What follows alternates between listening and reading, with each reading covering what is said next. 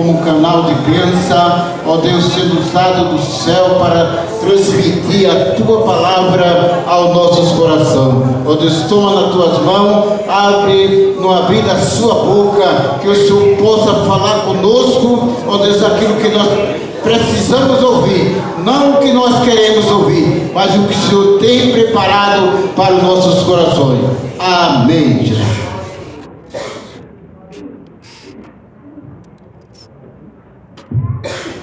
Meus irmãos, a paz do Senhor. A paz do Senhor, meus irmãos. Aproveitando que vocês ainda estão de pé, você que trouxe o exemplar da Bíblia, abre comigo, livro de 2 Samuel, capítulo de número 21, verso de número 15. 2 Samuel, capítulo de número 21, verso de número 15. Enquanto os irmãos procuram, eu quero aqui louvar ao Senhor por essa noite, agradecer ao Altíssimo por estar mais uma noite diante do seu altar, ministrando a sua palavra. Eu sei que eu fui apresentado, mas eu quero aqui me apresentar. Eu sou um jovem pregador, me chamo Macário Natanael, um nome um pouco complicado, difícil de se pronunciar. Tenho 23 anos, casado com aquela jovem muito linda por nome Bianca, e tenho 20 anos de idade. O Senhor, eu tenho comigo que Ele não une pessoas, mas Ele une propósito. Quando Deus nos uniu, a gente colocou em nosso coração que estaremos diante da obra do Senhor, e o nosso maior propósito é ganhar almas para o reino de Deus. Amém? Nós somos do Parque Santa Madalena, congregamos na comunidade Cristã Resgate. Meu pastor, pastor Marcos Salles, ele sabe que a gente estamos aqui para cooperar com os irmãos, e eu estou muito feliz porque desde o momento em que eu cheguei aqui nesse ambiente, eu pude sentir algo diferente, e esse algo diferente é a presença de Deus. É tão bom quando a gente chegamos em uma casa que tem a graça do Senhor, chegamos em um ambiente que tem a presença do Senhor. Da honra que merece honra, Deus abençoe ao dirigente dessa congregação, que o Senhor possa abençoar cada vez mais a sua casa, não só a sua vida, mas todos os obreiros deste rebanho, que o Senhor Deus possa fazer de vocês uma luz para todos aqueles que entrarem aqui numa escuridão. Amém? Deus abençoe a todos os jovens, camiseta bonita, organização chique demais, que Deus possa abençoar vocês. Ao Gabriel, obrigado por lembrar de mim. Quando eu crescer, eu quero cantar, eu quero pregar e eu quero fazer rádio como Gabriel. Mas enquanto isso, a gente vai aprendendo com ele. Deus abençoe, meu amigo. Todos encontraram o livro de 2 Samuel, capítulo 21, verso de número 15? Diz assim o texto: tiveram mais os filisteus outra luta contra Israel, e desceu Davi, e com eles os seus servos, tanto lutaram contra os filisteus, que Davi se cansou. Eis Bibinope, que era dos filhos do gigante, e o peso da sua espada tinha 300 ciclos de cobre, e que cingiu uma espada nova. Este tentou ferir Davi, porém Abissai, filho de Zeruia, o socorreu e o feriu o filisteu e o matou. Então os homens de Davi lhe juraram, dizendo: nunca mais sairá conosco a peleja, para que não apagues a lâmpada de Israel. Antes de você se sentar, olhe para alguém que está do seu lado, com todo respeito, diga para ele, diga para ela: a lâmpada tem que permanecer acesa. Não, está fraco demais. A lâmpada tem que permanecer acesa. Agora olha para ela novamente, dá um sorriso bem bonito e diga para ela: o tamanho da sua vitória será o tamanho do teu glória.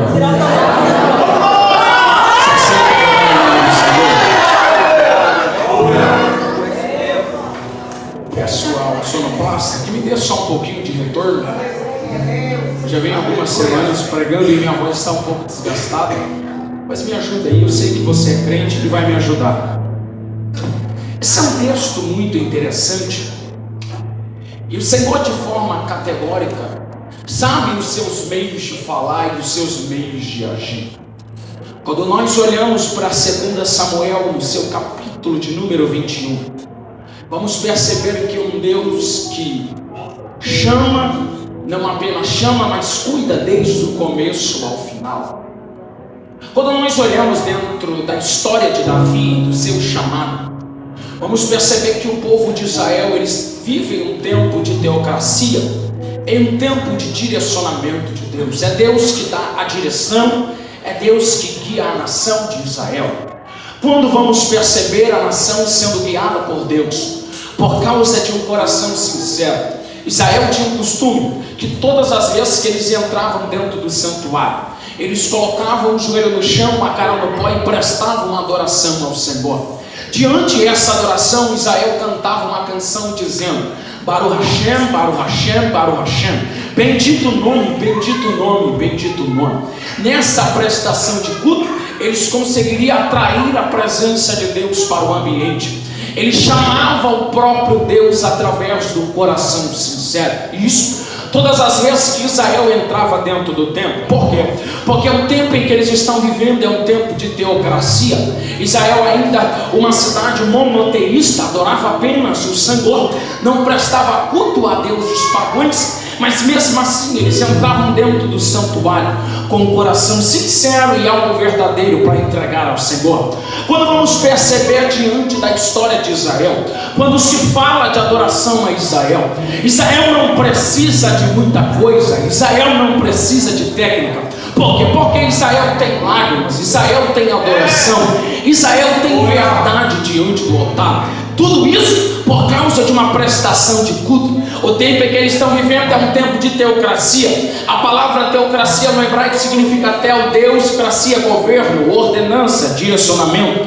Ou seja, eles estão vivendo debaixo do direcionamento de Deus. Tudo que Israel faz é o Senhor que dá a direção. Tudo que Israel coloca a mão é o Senhor que dá uma direção a eles. Israel não dá um passo à esquerda sem que o Senhor esteja com eles. Israel não vai diante sem que o Senhor governe ele, ordena eles. Só que mora um problema aqui, porque quando Israel olha para os padrões do lado de fora, eles vão perceber que a cidade circunvizinha tem alguém que está governando eles, tem um homem que está dando a direção a eles. Então eles vão pedir ao Senhor que Deus levante alguém para dar o direcionamento a Israel. Eles vão pedir ao Senhor que Deus coloque um homem diante de um trono, um rei, que Deus levante um rei para governar Israel. Deus, olhando para Israel mesmo sem entender o que eles estão pedindo, vai permitir com que um homem seja levantado. É Deus que aprova Saul. Saul vai ser o escolhido da vez. Esse homem, ó glória, da tribo de Benjamim, ele vai ser separado, ungido pelo profeta. Esse homem assume o trono. E quando nós olhamos diante do reinado de Saul, Saul começa o seu reinado muito bem. Saul começa o seu reinado avassalador. Só que quando vai passar o tempo, os dias, Saul acaba fazendo aliança com quem não era para se fazer. Saul acaba se corrompendo e agora começa a adorar a deuses pagãos. Saul não quer mais saber do Senhor, porque o seu coração não está mais para Deus. Saul vira as costas para o Senhor e apaga-se a lâmpada de Israel. A cidade de Israel não é mais uma cidade monoteísta, agora é uma cidade politeísta. Adora diversos deuses, presta culto a diversos deuses. Para cada deus uma situação, para cada situação um momento de levantação de altar. Ou seja, quando olha para o reinado está corrompido. Poderia, se tiver uma esperança, quando se olhava para dentro do templo, mas quando se olha para dentro do templo, o sacerdote atual também da era está com o seu coração corrompido. Quando olha para dentro do santuário, vai ver que quem está na cadeira é Eli. Eli não está mais com o coração voltado para Deus. Por quê? Porque se acostumou com a rotina diante do templo, não presta mais um culto sincero, não adora mais a Deus. Não bastava somente Eli estar corrompido, mas os seus dois filhos, Ofni e Finéias, também se corrompem de uma tal maneira que chega a ser assustador. Como alguém consegue entrar dentro do santuário, chegar próximo da arca e mesmo assim se corromper de tal maneira. Ofni, ele tinha um costume que todas as vezes que um profeta ia se levantar para profetizar contra a casa de seu pai, ele quebrava os joelhos dos profetas, cortava as orelhas dos profetas e não deixava os profetas profetizarem contra a casa de seu pai. Finéias, ele era casado, sua esposa estava grávida, mas mesmo assim ele se deitava com as mulheres do arraial, não se preocupando com a presença de Deus. O cenário é caótico, o cenário é de problema. Quando olhamos para o cenário, há uma decadência espiritual, porque o tempo atual em que Israel está vivendo é um tempo difícil de adorar ao Senhor. O coração fechado, bloqueado, a alma seca pelo lado de dentro e não tem prestação de culto. Quem sabe Israel outrora tinha promessa, tinha propósito, e quem olha para Israel vai ver que Israel está caída, vai ver que Israel está cada vez de mal a pior. Só que quando olhamos para o Senhor,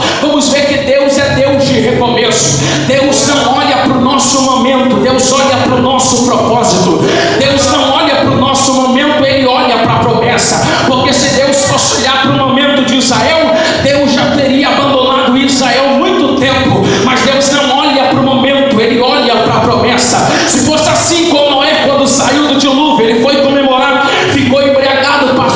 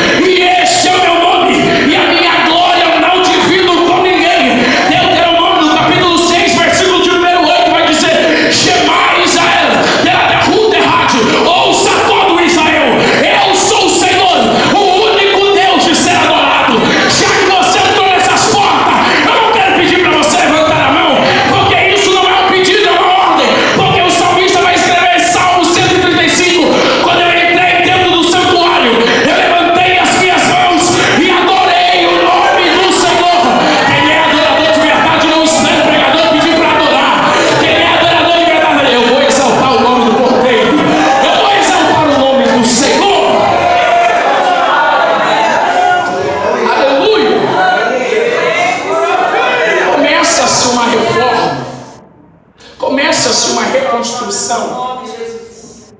Ele sai, a arca é levada, e aí agora Deus vai olhar para o campo e vai deixar no momento de corrupção alguém que tem o coração voltado para Ele. Quando nós olhamos diante do cenário, vamos perceber que o Davi servia com tanta excelência. O Davi não precisava de muita coisa para mostrar que servia com amor, porque nós conhecemos a história desse moço. Esse moço, ele servia ao seu pai, cuidava das ovelhas malhadas. E quando nós vamos ver o que significa ovelhas malhadas, não eram nem as melhores ovelhas que ele cuidava, mas eram as piores, que tinham com problema na lã, tinha problema no cacho. Mas vamos ver esse homem cuidando, fazendo com tanta excelência. E Davi vai me dar uma lição nisso, que Davi não precisa de muita coisa, não precisa estar em cima para fazer com excelência, porque tem gente que só faz quando está no cartaz, ou quando está pregando, ou quando está cantando. Tem gente que só quer fazer quando alguém está observando, mas Davi não. Davi está dizendo: ninguém está me vendo, mas eu vou fazer com excelência. Ninguém tá me gravando, mas eu vou fazer porque é para Deus.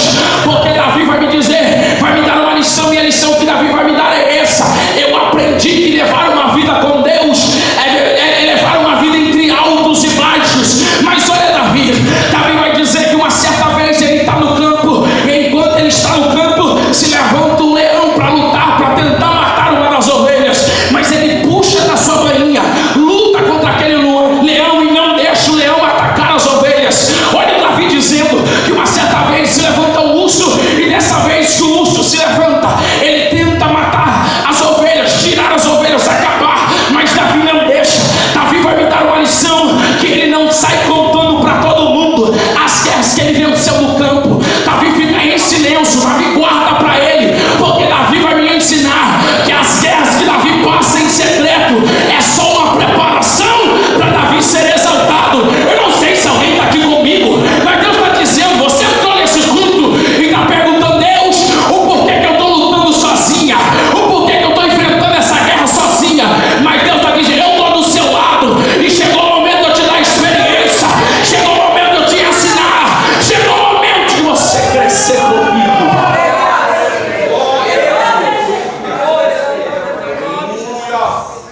Olha isso. Esse Davi está no campo, acontecem todos esses fatos com ele. Só que esse Davi vai me mostrar que ele não precisa contar aos seus irmãos. E a pergunta que não quer calar é: quem ensinou Davi a lutar? Quem foi que mostrou como se manuseia uma espada? Davi aprendeu que viver uma vida com o Senhor é viver uma vida de guerra, mas Deus é quem dá as estratégias, é Deus quem dá as ferramentas. Ou você acha que está no campo abandonado e Deus te largou dizendo: se vira, agora é você sozinho? Não, o Deus que te escolheu, ele se responsabiliza pela escolha. Você não vai lutar sozinho, porque o Deus que te coloca no meio da guerra, ele está com você no começo, ele está com você no meio, ele está com você no final. Porque Deus não precisa de muita coisa para te exaltar. Deus só precisa que você aceite o chamado dele. Aceitando o chamado dele, tem uma certeza que ele abre o caminho para você passar. Ele tira todo impedimento. Deus não precisa de muita coisa, ele precisa que você aceite o que ele tem para a sua vida. Aleluia! É esse Davi. Cadê o tecladista, Senhor? É esse Davi, esse moço que tem um coração voltado para Deus e um coração de adorador. Só que olha que Deus vai preparar. Deus já tinha rejeitado Saul. Olha para mim, Deus já tinha rejeitado Saul. Deus não queria mais que Saul ficasse no trono. Aí Deus vai dizer: Samuel, se levanta. Samuel fica de pé. E no momento em que Samuel fica de pé, Deus fala: vai até a caixa de Jessé, prepara azeite. Samuel chega na cidade. Quando Samuel chega na cidade, a pergunta que é feita é essa: é de bem a sua vida aqui, Samuel? E Samuel vai dizer: fica tranquilo, eu só vim sacrificar. Quando se fala de sacrifício dentro da Bíblia Sagrada, sacrifício simboliza culto. Samuel está dizendo: eu não vim apenas ungir o novo rei de Israel, mas eu vim cultuar na casa dele. E olha o que é mais incrível, porque quando Samuel chega dentro da casa, a casa que Samuel iria visitar, ela tinha 3 obrigações. Quantas obrigações? 3. Primeiro, ela teria que estar arrumada. Todo mundo teria que estar com as melhores vestes. E terceiro, teria que ter um banquete na mesa. Teria a mesa preparada, as melhores vestes e a casa ajeitada. Só que está todo mundo reunido dentro da casa. Está todo mundo de pé, arrumado, bonito. Só que se esqueceram de convidar Davi para a festa. Só que se esqueceram de convidar Davi para aquele ambiente. E eu gosto de Deus por quê? Porque Samuel entra com uma mensagem. A mensagem de Samuel é: eu vou escolher alguém que tenha aparência para fazer, alguém que for um soldado bom para manusear a espada. Samuel chega dentro da casa, está tudo ajeitado conforme era para estar ajeitado, as vestes ajeitadas, a mesa ajeitada, o ambiente bonito para se receber um profeta. Só que está faltando alguém, oh glória, alguém naquele ambiente. Samuel vai olhar e vai dizer: ei, oh glória, você é o novo rei. Aí Deus olha para Samuel e vai dizer: Samuel, o que é isso? Você está mudando aquilo que eu falei para você falar. Porque Samuel estava olhando o lado de fora, mas Deus estava dizendo: eu não olho o lado de fora, Samuel, eu olho o coração, Samuel, eu não olho para a aparência. Nunca serviu para Deus a aparência. Deus não está preocupado com a aparência, Deus está preocupado com o coração sincero, uma alma verdadeira, um espírito reto que possa adorar. Samuel escuta a mensagem de Deus e nesse momento Samuel pergunta: ainda falta alguém? E aí vão responder: falta. Esse é o mancebo, o menino pequeno que não tem aparência. Aí Samuel vai liberar uma palavra e a palavra é essa: eu sei que as cadeiras estão puxadas, mas eu digo uma coisa: ninguém vai assentar a mesa sem antes que o menino chega. Mas enquanto ele está dizendo isso, tem um menino no campo, Gabriel, dizendo: Senhor, no Salmo 23, o Senhor é o meu pastor e nada me faltará. Davi tem intimidade com Deus e vai dizer: ainda que eu deitasse nesses pastos verdejantes, eu sei que é o Senhor que me guia. Mas eu já entendi que viver uma vida contigo é viver uma vida entre altos e baixos. Ainda que eu andasse pelo vale da sombra da morte, eu não vou temer mal algum. Aí chega no verso de número 5 do Salmo 23, ele vai dizer: Senhor, prepara uma mesa, prepara uma mesa, prepara uma mesa perante os meus inimigos. Enquanto Davi estava dizendo prepara, Deus já tinha preparado uma resposta a Davi. Não, você não pegou, mas eu vou liberar para alguém aqui. Deus está dizendo: você entrou nesse culto dizendo: muda meu filho que está dentro de uma tabacaria, muda meu esposo que está dentro de um bar, muda minha família. E Deus está dizendo: enquanto você está pedindo para me mudar, eu estou tirando de dentro da tabacaria, porque eu vou trocar mangueira de narguilé por microfone, eu vou trocar copo de cachaça por copo de Santa Ceia. Vai ter profeta sendo levantado na tua casa, vai ter pregador levantado, porque eu sou Deus da tua história.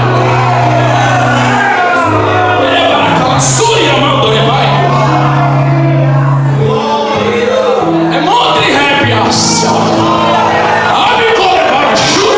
Eu vou dizer, Jesus, eu vou dizer, Deus está dizendo nesse encerramento de congresso, alguém entrou aqui dizendo: eu estou no meu limite, eu estou na minha pior fase, porque um tempo Deus me prometeu e a minha casa parece que vai cair, mas como profeta de Deus eu não tenho uma palavra, mas eu tenho uma profecia: a tua casa não vai cair porque você é coluna lá dentro. Deus tem te dado força, te sustentado e vai permanecer em pé, vai permanecer em pé, vai permanecer em pé, porque Ele é Deus que é próprio.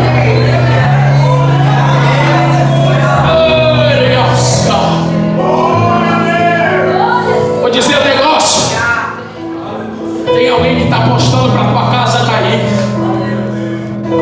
Satanás está vindo pelo caminho dizendo: agora eu derrubo tudo lá dentro. Ele calamaram, Júlia. Ele montou uma armadilha dizendo: agora eu pego mais Deus. Ele desceu aqui nesse recinto para dizer: o diabo pode vir pelo caminho, mas por 7 ele vai ter que bater em retirada. Porque eu vejo Eva, Júlia. Enquanto alguém levantou a mão, eu vejo Deus cortando o laço de morte hoje. Eu vejo Deus dando livramento hoje. Enquanto alguém veio na marcha comigo, uma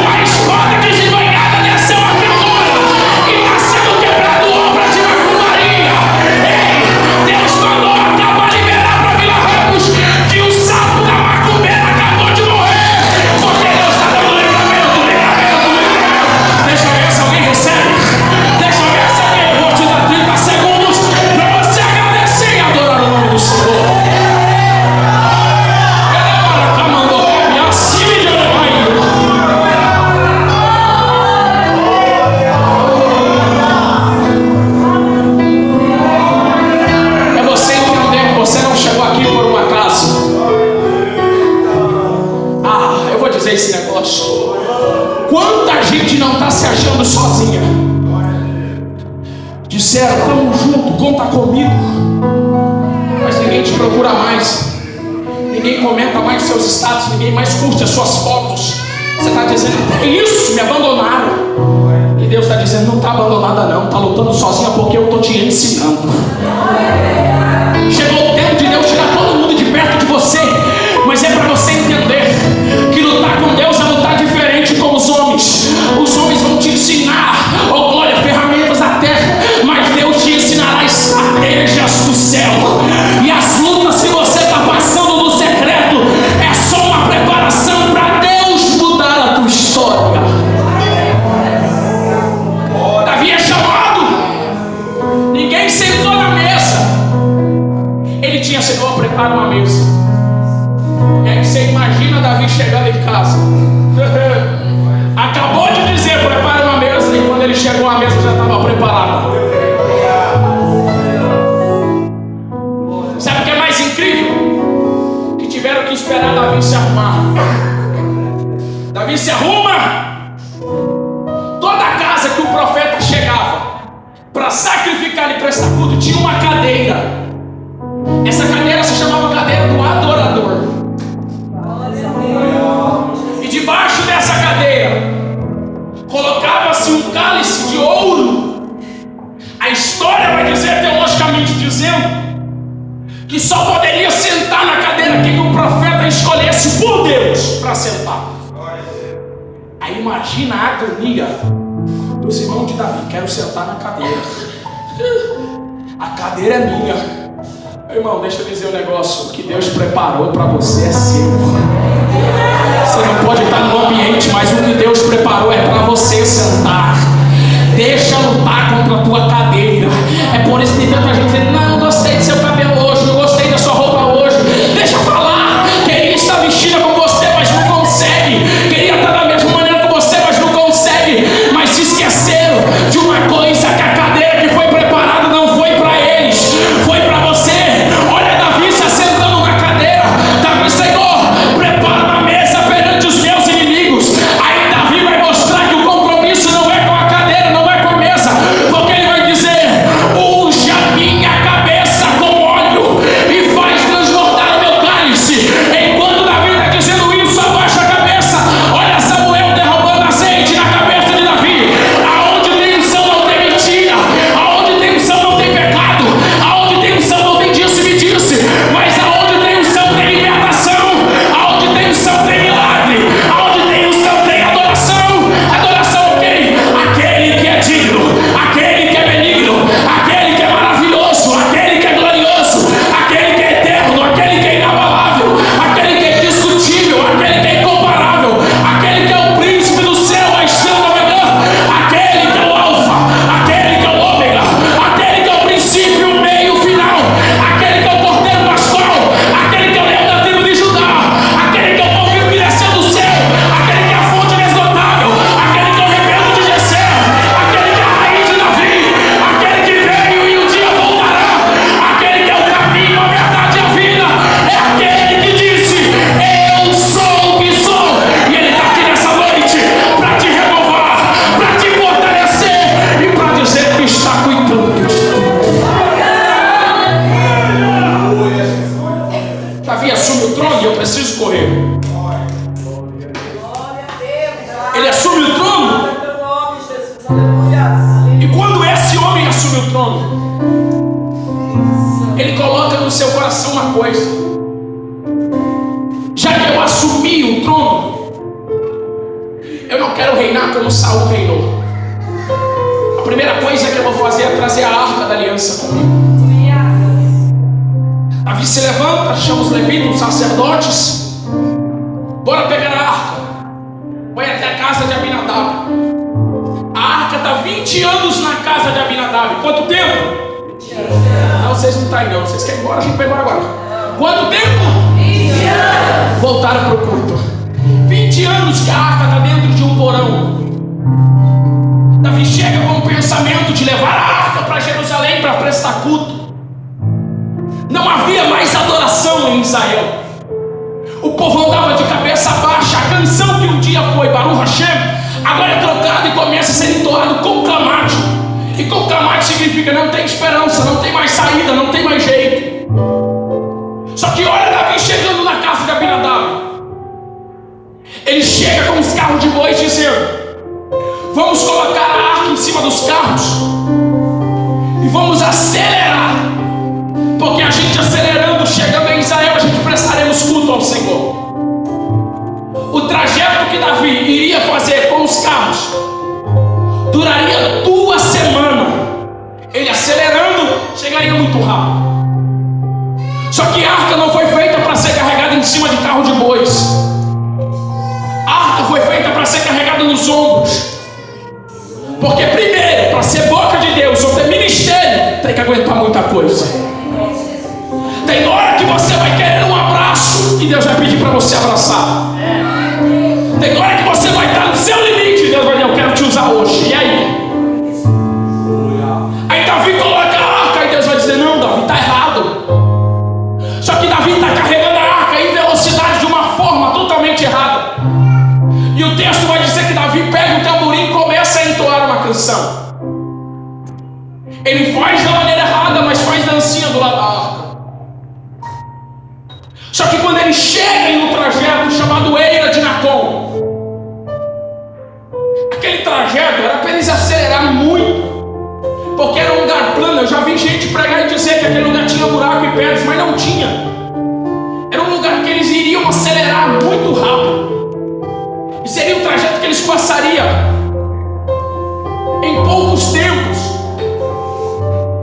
Só que Eira de Nacon significa o lugar em que todas as coisas caem.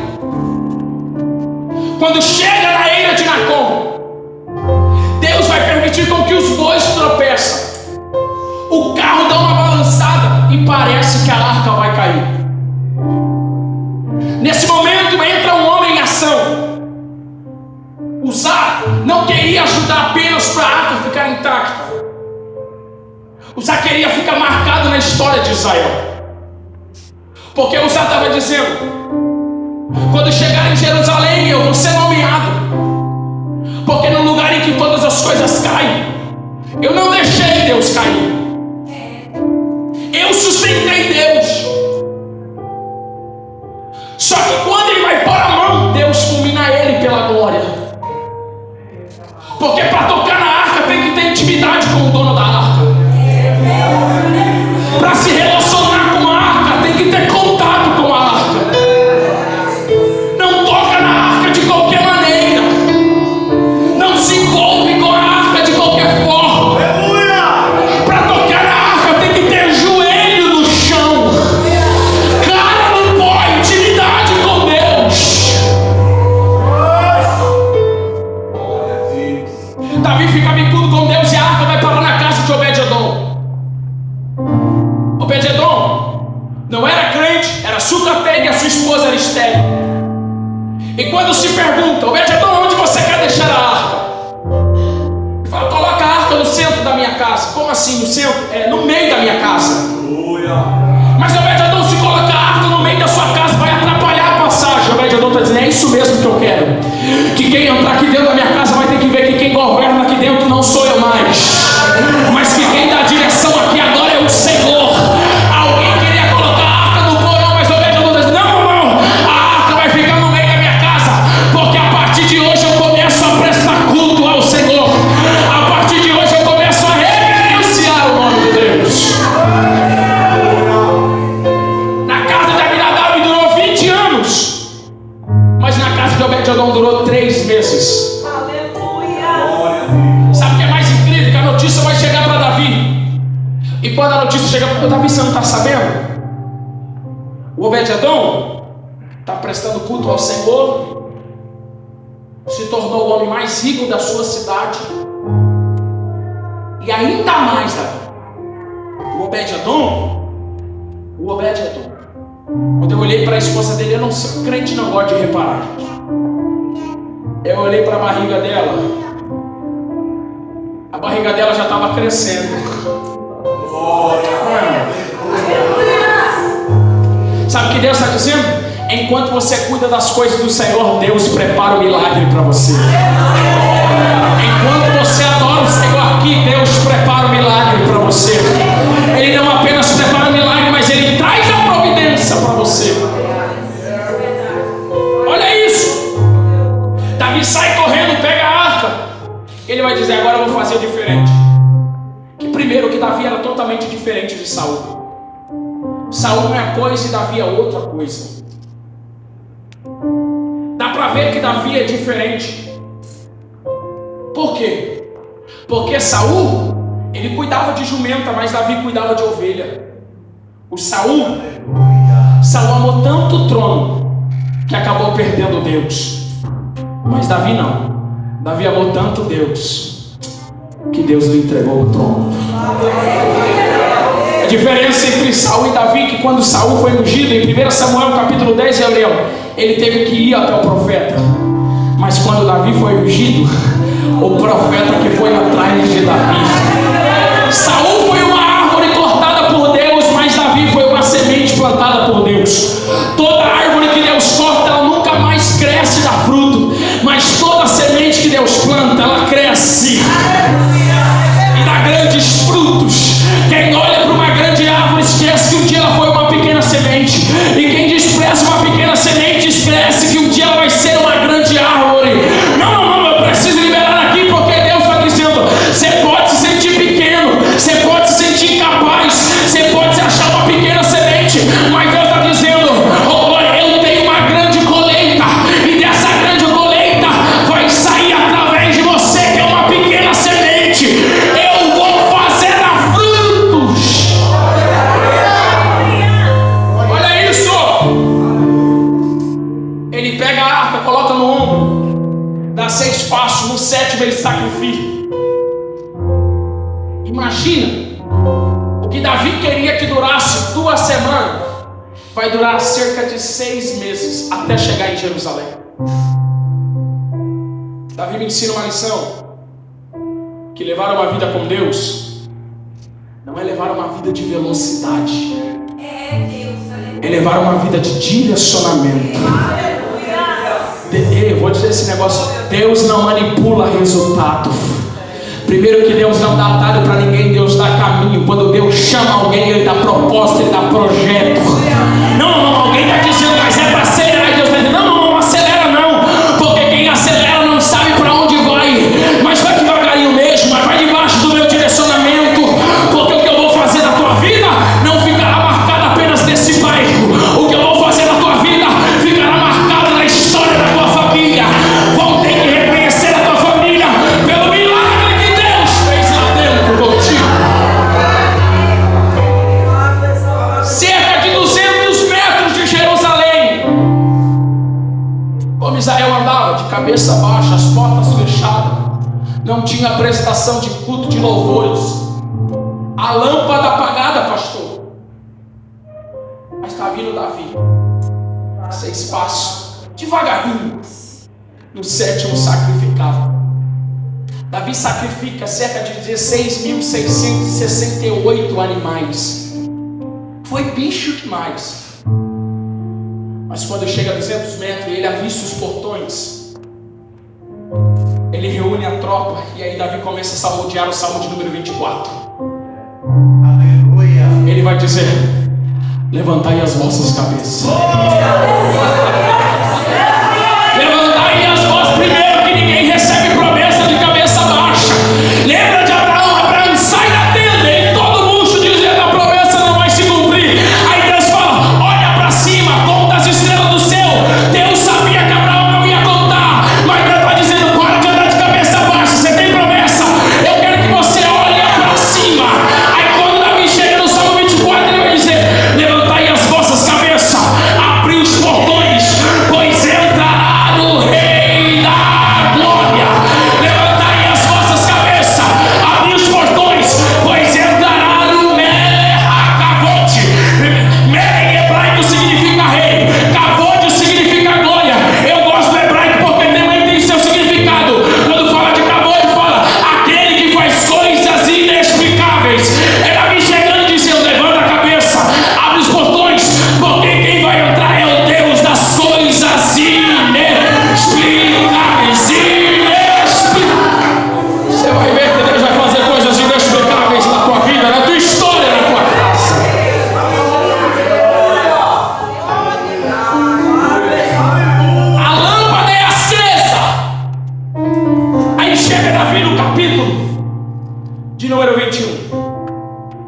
2 Samuel.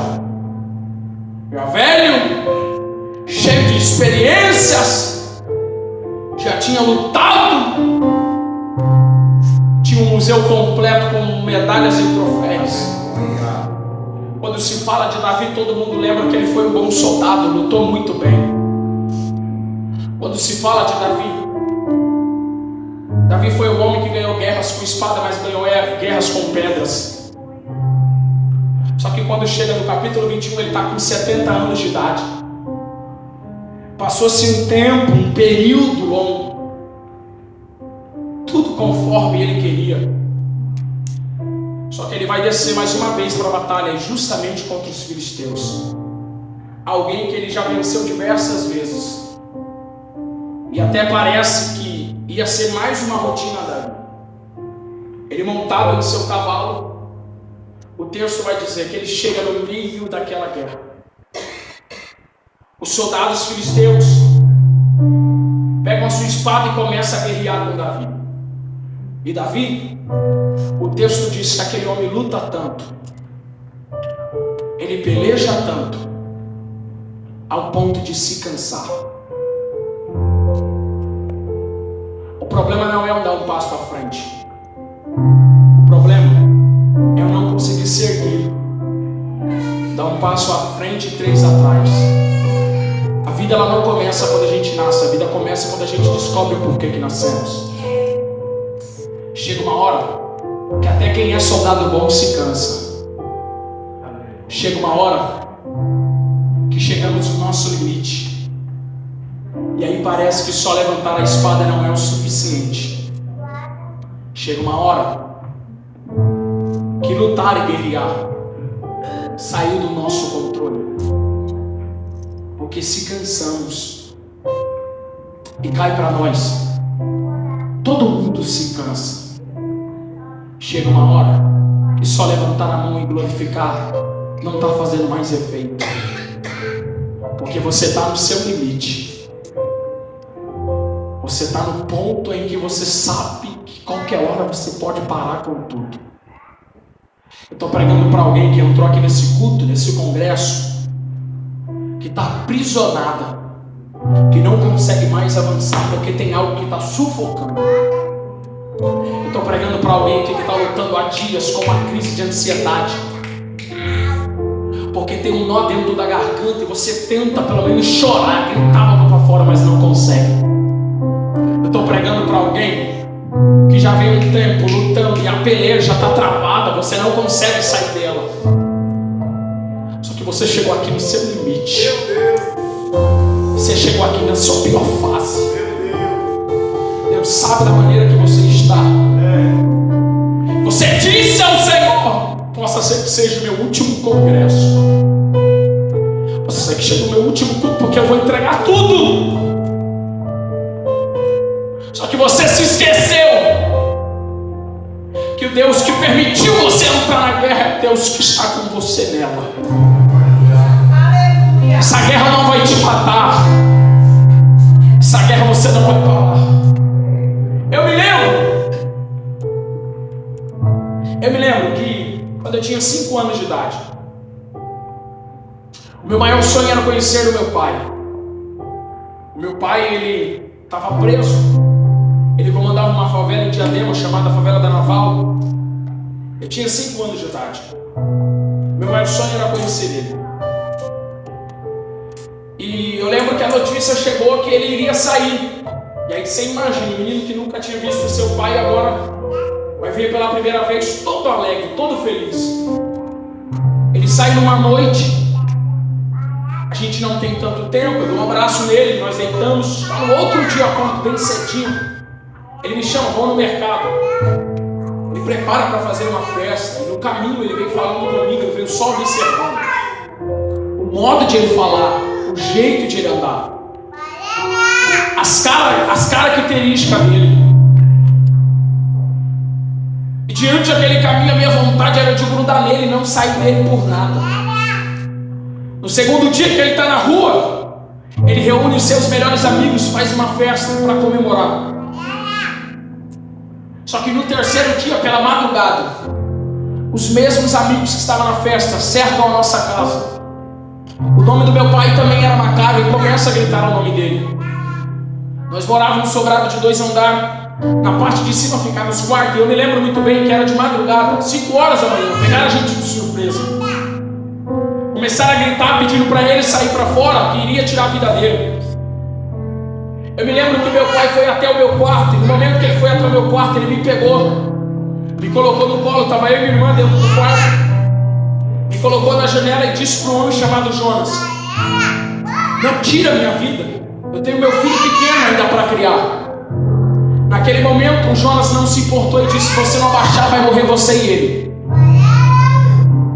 E naquele momento minha mãe me pegou, me enrolou numa coberta, me colocou embaixo da cama. Pegou a minha irmã e colocou embaixo da cama. E a cena que não sai da minha cabeça era: todo mundo na família sempre foi do candomblé. Ainda tem uma parte que é do candomblé. Olha isso. Só que nós tínhamos uma Bíblia dentro de casa. E o meu pai com uma camiseta branca. Eu me lembro bem que os tiros começaram a acertar ele. E a camiseta de branco agora começa a ficar vermelha. Ele pega a Bíblia e começou a passar no seu corpo, chorando, gritando. A cena que ficou marcada foi minha mãe gritando, pedindo misericórdia.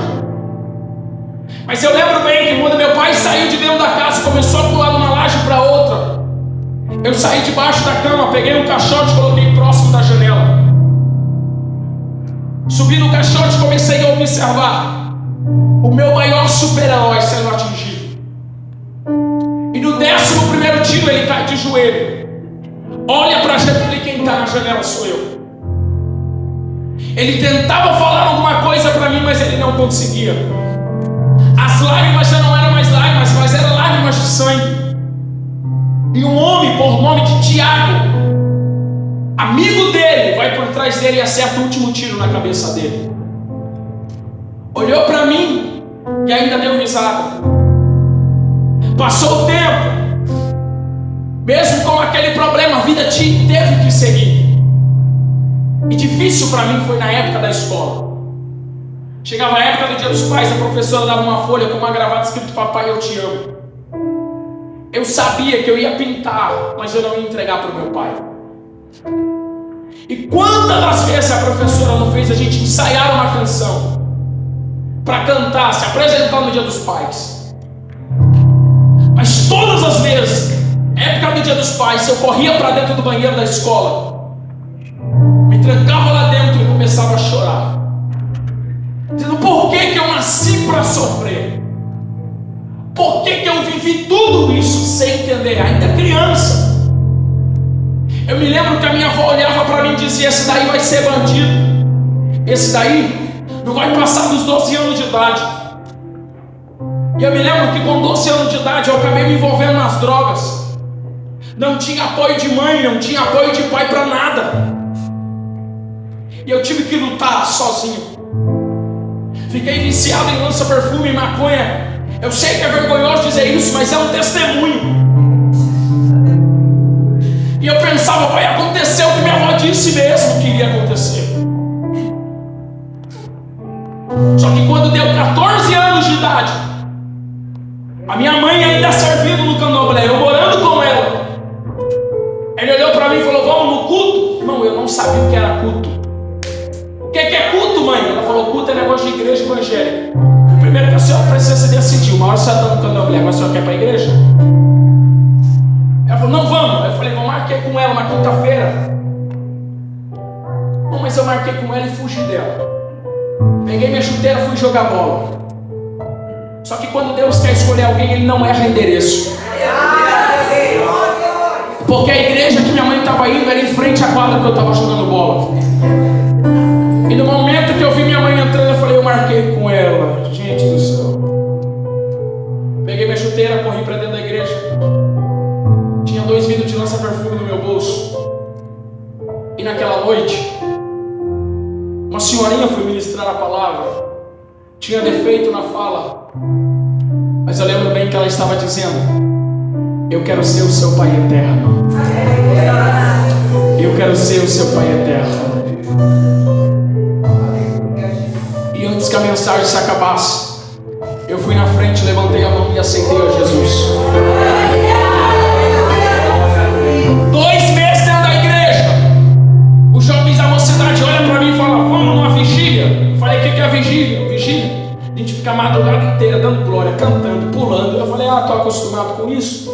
Ia para diversas baladas, ficava a noite inteira, chegava só de manhã em casa. Não. Falei: eu vou tomar de letra essa vigília, eu vou chegar lá e eu vou ser o que vai dar mais glória. Coisa nenhuma. Minha primeira vigília, sentei no último banco, capotei, dormi a vigília inteira. Meus amigos olharam: mas não era você que era o cara que conseguia ficar. Mas quando deu a hora da palavra, o pregador entrou ligado no 220. Pensa um homem que dava lugar para Deus. No momento que aquele homem dava lugar, e ele dizia: quem quer ser boca de Deus? Eu no último banco dizendo: eu quero ser a tua boca, Senhor. Olha o perigo pedir para ser boca de Deus, porque para ser boca de Deus vai ter que sentir o que Deus sente. Eu ajoelhei e falei: Deus, eu sei que eu sou menino ainda, mas eu queria tanto ser a tua boca. Acabou a vigília, fomos para casa, e quando eu estou chegando na porta de casa, tem alguns sacos de lixo, sacos pretos, e eu falei: minha mãe fez faxina hoje. Quando eu vou olhar dentro das roupas, dentro do saco de lixo estão as minhas roupas. Pela primeira vez eu fui morar na rua. Eu já morei 2 vezes na rua, a última vez foi em 2019. Perguntei: mãe, por que a senhora? Ela falou: não, que você está querendo saber demais de igreja, então eu não quero mais. Um amigo me cedeu um espaço da casa dele, todo mundo apostando que eu iria parar porque eu estava cansado. 8 meses dentro da igreja. Eu estava gostando desse negócio de ler a palavra, pregar aqui no culto no lar. Meu telefone toca: eu preciso falar com o Macari. Falei: ele mesmo. Queria te convidar para você pregar no congresso de jovem aqui no Largo de São Mateus. Eu falei: bora, vamos. Me passa o tema: ressurreição. Pensa no menino que ficou feliz. O primeiro congresso que ele ia pregar. A gente que é assembleiano, a gente já quer montar uma mensagem que as cadeiras voam, pega fogo tudo, principalmente no primeiro amor. Eu já estava dizendo para meus amigos: o negócio do outro patamar, já vou pregar em congresso. Chegou o dia do congresso, fui até o endereço, cheguei na porta. Quando eu estou na porta, o jovem que me convidou falou assim: ô Macari, eu esqueci de te falar, eu te passei tema, horário, dia certinho. Só que nós aqui não acreditamos no Espírito Santo. Eu falei: como é que é? Nós aqui não falamos em línguas estranhas. E eu falei: agora moiou para mim, que eu tinha preparado um negócio aqui para todo mundo pular. Não, mas tem que ser sem pular. Me levaram até o púlpito, um púlpito muito grande, uma igreja muito grande. E quando eu olho para o púlpito, tinha um sino muito maior do que esse copo. O obreiro que estava sentado do meu lado, eu perguntei assim: para que serve aquele sino? Aquele sino, se alguém tentar fazer barulho no meio da igreja, o pastor toca o sino e para na hora o barulho. Eu falei: está repreendido, olha onde eu vim parar, Jesus. Pensa numa igreja que não fazia barulho para nada. Só que eu, assembleiano, eu aprendi que temos que ter ética. No lugar que a gente chegar, a gente tem que respeitar. Só que está todo mundo falando que pode isso e que não pode aquilo. Está todo mundo dizendo: você pode fazer dessa maneira e dessa maneira não pode. E eu pergunto: cadê o pastor da igreja? A igreja era grande, a sala pastoral era pela lateral. Já tinha se passado cerca de 9 anos que aconteceu um negócio com meu pai. E quando eu pergunto: cadê o pastor da igreja? Ele falou: o pastor está vindo aí. Ele saiu da lateral. E quando eu olho, sabe quem era o pastor da igreja? O mesmo Tiago que tinha dado o último tiro na cabeça do meu pai. E aí entra a questão: quer ser boca de Deus? Quer ministério? Primeiro Deus vai te ensinar que sofrer com Ele é diferente de sofrer com os homens. Ele sentou do meu lado, e no momento que Ele sentou do meu lado, Ele me reconheceu e perguntou: como tá as coisas? Tá tudo bem? Eu falei: tá ótimo, tá uma maravilha. Pensa num menino que ficou revoltado com Deus. Aquela noite, irmão, estava #revoltos com o Senhor. Estava revoltado com Deus. Ele falou: você tem 55 minutos. Eu falei: tá bom. E eu falei: a mensagem está comigo mesmo? Eu vou mandar mensagem hoje. Vou pregar sobre Abel e Caim, assassino. Aí Deus falou: faz isso não, porque o Espírito Santo não está na igreja, mas está com você. E foram 55 minutos falando de Calvário. Fui passar o microfone para ele. Quando eu fui passar o microfone para ele, uma senhora no último banco solta uma rajada de língua estranha e fala: pastor, não foi eu. Ele sai correndo, pega o sino e começa a tocar. E no momento em que ele está tocando o sino, 24 jovens são batizados com o Espírito Santo. E quando ele começa a tocar o sino, dizendo: olha o que você fez com os jovens, 68 irmãs são tomadas pela glória. E quando a glória invade o ambiente, eu saio correndo, abraço ele, ele fala no meu ouvido: eu sei o que eu fiz com você lá atrás. E eu respondi: eu também sei o que eu fiz com você, mas fica tranquilo, eu não te odeio, eu te amo, conta comigo. Quando eu soltei o Tiago, ele soltou uma rajada de línguas estranhas, começou a pular no meio da igreja. E o melhor de tudo, que esses dias eu passei na porta da igreja, até o nome da igreja mudou. Agora se chama Igreja Pentecostal do Espírito Santo de Deus. Não, eu quero que você levante a mão, porque eu vou liberar da parte de Deus. Deus está dizendo: quando você pensar que é o teu final, quando você pensar que não tem mais força, Deus vai te usar para mudar histórias, para mudar família, porque eu sou Deus da tua vida, da tua casa. É uma graça de Deus aqui nesse ambiente. Há uma presença de Jesus. Eu queria que você adorasse. Eu queria que você subisse a temperatura, porque você não está entendendo. Hoje Deus muda uma página da tua história e começa a escrever algo novo, onde Deus começa a te chamar, porque Ele tem algo contigo. Se põe de pé.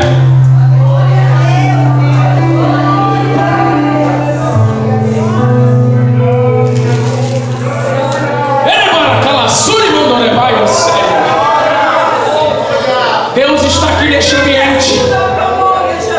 Deus está aqui nesta casa.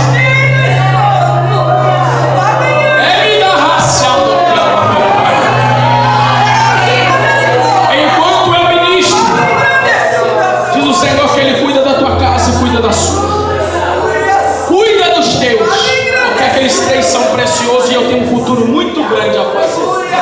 Eu não conheço a história do Senhor e não sei da história da tua esposa, mas enquanto Deus me faz profetizar dizendo que vai cuidar da tua casa, eu vejo alguns copos decorados, eu vejo algumas bexigas sendo decoradas, eu vejo uma mulher correndo para um lado e para o outro, mexendo com decorações, e o Senhor dizendo: diga para ele que eu vou abrir uma grande porta e vou fazê-la passar nessa porta, porque o que eu vou levar ela vai ser para mais de 1000 pessoas.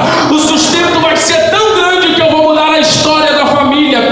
E para você saber quem eu sou Deus, diga para ela que hoje eu dou um nome àquele ateliê, porque eu vou fazer as coisas grandes, porque eu sou o Senhor da tua casa. Ei, cara, Shuri manda levar a sério. A presença de Jesus está aqui neste ambiente. Levanta a sua mão, levanta a sua mão, levanta a sua mão, porque eu quero liberar para alguém aqui que o tamanho do seu glória será o tamanho da tua vitória.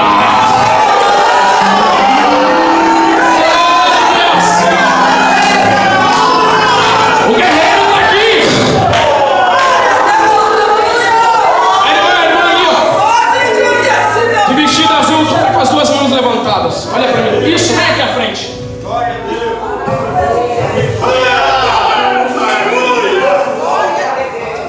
Levar acima de eu quero. Eu sou o Senhor que te conheço. Eu sou o Deus da tua vida e da tua casa. Conheço a tua vida muito melhor do que qualquer um aqui. Tu és soldada de guerra. Eu sei das cicatrizes que ficaram marcadas em você. Sei das palavras que lançou e machucaram o teu coração. Só que eu sou o Senhor que vou entrar lá dentro e vou colocar tudo no devido lugar. Eu sou o Senhor que vou mudar a tua história. Eu não brinco com profecia, porque enquanto eu estou aqui, o Senhor está dizendo que Ele não é apenas Deus de São Paulo, mas Ele também é Deus de Salvador. E Ele vai entrar dentro da tua família para você saber que Ele é Deus.